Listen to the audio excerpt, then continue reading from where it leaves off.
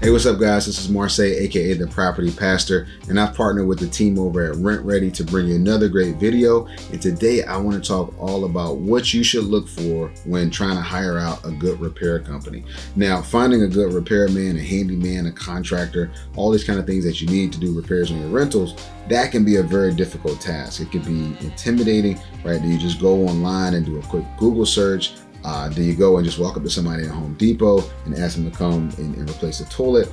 You know, all of these things, they can be very intimidating. So I want to give you some quick tips on how you can find a good repair company, somebody that you can trust, somebody's going to do good work, somebody who's going to be a reasonably priced, all those kind of things that you need to be a key part of your team. But before we get started, I want to make sure that you hit that like button for this video.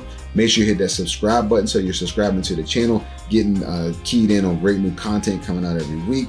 And then also hit the share button because you may know somebody who needs to benefit from this content. And if you want to take advantage of Rent Ready's great software, through their software you can screen tenants, you can do advertising for your rentals, you can collect rent, you can do all sorts of things through Rent Ready software. It's an amazing tool to help you in your business. And Rent Ready and I have partnered together, and they've actually given me a great discount code by using the word pastor. So if you go on Rent Ready site or download their app and from the promo and enter in pastor as your promo code, you'll get a great discount and be able to take advantage of this amazing software. All right, so let's go ahead and jump right in. So I want to go over a few tips on how you can find a great company, a great handyman, a great contractor to help you with all of your repair and maintenance needs. So the first thing that I like to look at is how do they present themselves? So if you're looking for a person and you meet them, on a job site, or you go and meet them in a neutral location or whatever that is, how do they present themselves? Do they drive a brand new F-150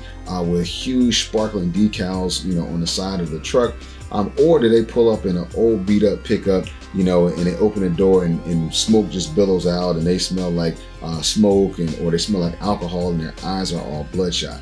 How do they present themselves? Because the way they present themselves at their first impression could be a key indicator of the type of work they're going to do. And then on top of that, do they respond to your emails and phone calls? So if you set up an appointment, are they on time? If you try to meet to talk about a job, do they show up? Or if you are waiting on the estimate on the bid, do they fail to respond and get back to you? These are key indicators of how they may run that business. Personally, I like the kind of contractor who's kind of moderately dressed. They don't drive the flashiest truck, and it looks like a work truck, but at the same time it still looks professional in their appearance. It kind of speaks value, right? So I think the way they present themselves is one key indicator. Another thing that I always look at is what are their credentials. Are they licensed? Are they bonded? Are they insured? Because if they're not, in some instances, the work that they do, that can now be on you, right? So if they go and they do work that is under code, and you go and you sell that property or your tenant gets hurt, the liability could, would definitely fall back on you, but you wouldn't have much recourse because now you can't find that person, you can't look them up, you can't file a complaint, all of this kind of thing. So you want to kind of ask, what kind of credentials do they carry? Are they licensed? Are they a Class A contractor, Class B, Class C? Do they have insurance? All of those kind of things. They're very important before you actually hire them for a job. One of the key things that I always look for is what is the quality of their work? Do they have references? So I always ask, how many jobs have you done? Can you give me an example of a recent job you've done in the last month or the last quarter or last year?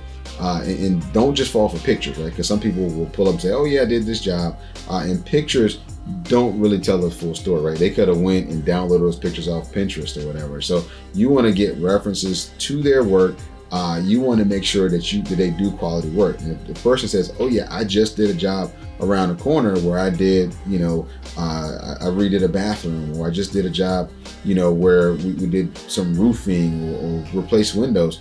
You want to actually ask that person, okay, can I call the homeowner? Can I talk to them? Can I talk to the investor and get a feel for the kind of work they did? If they kind of fumble around, that's usually a key indicator. But if they're quick to say, hey, yeah, call this person, and that person, you call them up and they, give you a good story. They tell you, yep, they were on time. They kept a clean, work site. Their prices were reasonable. All of those things you want to know, right? You want to be able to check references. The other thing you want to look at is their reviews And then are they recommended? So in their reviews, right? So if they've done work and they're, medium to large company, they may have a website, they may be listed with a Better Business Bureau. You can go and look and say, okay, ABC Contractors, they have a 2-star review on a 5-star scale. Maybe I don't want to go with them. Now granted, all reviews, you get some good and some terrible just based on the person. But if you start to see recurring themes, then history will likely repeat itself with you. But in addition to reviews, I like to get recommendations from other investors. And this is really important because investors typically kind of stick together. They kind of, they may not share their total rehab person, right? If they're doing a flip, they may not share their contractor because they might be worried they're going to lose them. But in terms of a repair person, typically being able to keep a repair person busy is an important thing. So investors are usually willing to share references for handyman and things of that nature. And in that, you want to ask, you typically want to be a part of your local RIA group, your Real Estate Investor Association group, because in there's a whole network on a local level that can actually point you in the right direction. So oftentimes in my business, I'll say, hey, I'm looking for an electrician to put a ceiling fan in. You guys have anybody? And different investors will chime in and say, yep, you can use Joe Smith over here. He's done 5 of them for me in the past few years. He does a great job. His prices are reasonable. Or if you have somebody you're looking for and they tout their credentials, you can also go to your RIA group and say, hey, I'm looking at this particular contractor, this particular handyman.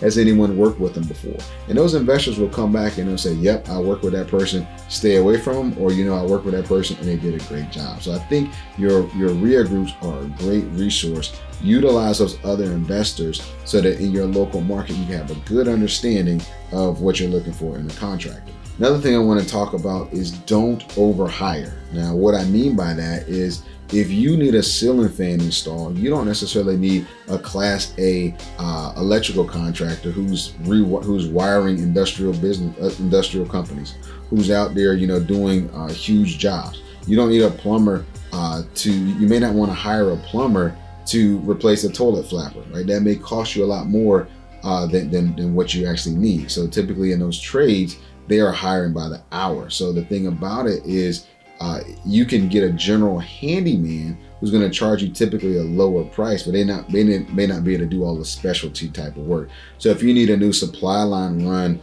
for the house, you need the house replumbed, you're probably not going to hire a handyman for that. But if all you need is a doorknob fixed, then a handyman is going to cost you a lot less, and they're typically going to be able to do general tasks. So make sure you don't overhire when you're looking for a contracting company. That's an important thing that'll save you a lot of money. And as you're looking, you definitely want to keep cost in mind, but don't always go for the lowest price. I like to go for value. I like to go for someone who's not the most expensive, but also not the cheapest. I want to get the references. I want to get examples of past work because now I've got a good understanding. I want to talk to other investors to say, hey, have you ever used this person? What issues did you run into? If they're like, no, they're great, then yes, I want to utilize them for my business, and I want to keep sending them work. And not only that, but I'm going to recommend them to other investors as well. So keep cost in mind. And the thing about sometimes going for the cheapest, there's an old adage that says you get what you pay for. So you want to make sure when you're going for a handyman, a handy person or whatever, that in doing so, you're not just going for the lowest number, because sometimes you may think that you're saving money and run into a whole lot of headaches. So I hope that these tips have really helped you put them into practice. They've helped me in my business to be able to identify good contractors. They're definitely out there. They're good, hardworking, honest people. You just got to know what you're looking for, and you also got to know what you're not looking for and be able to tell the difference. So I hope this video has helped you. I hope it's been a benefit to you and your business. If you have questions, make sure you drop them down in the comment section. We'll make sure we get them answered for you. Again, thanks for tuning into today's video. Make sure, if you haven't done so already, hit the like button, hit the subscribe button, and hit the share button. Again, thanks to the folks over at RentRedi. If you want to take advantage of their amazing software, make sure you use my discount code PASTOR, right? So that link will be in this video. Type in PASTOR and you'll get a great deal on RentRedi software. Thanks again for tuning in. Can't wait to see you again soon. Take care. God bless.